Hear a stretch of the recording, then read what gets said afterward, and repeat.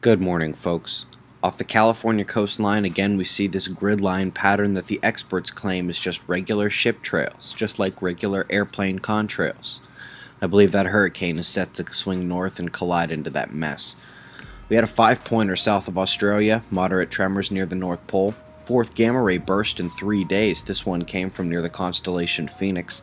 You might remember this comet that I mistakenly thought was doomed to plunge into fire. Well, she came reasonably close to the sun, but now she is headed up, out, and away.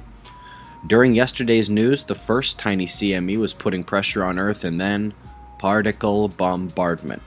After about 2 to 4 hours, they were calling this a weak impact. Well, you can see the impact strength was still building this morning. Remember, this flare lasted hours. We spent 30 minutes at X class. The strong part of the CME just compressed our magnetosphere a few hours ago.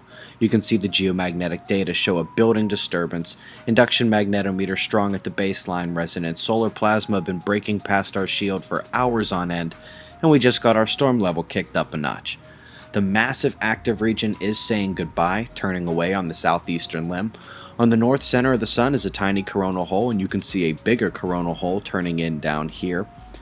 Coinciding with the space weather is significant planetary positioning. Today the moon is cutting through Jupiter and Venus conjoined in the morning sky. Tomorrow sees her move on towards the sun. She conjoins July 19th in a new moon, and we also approach a geocentric opposition, Mars and Uranus on the opposite sides of Earth same day.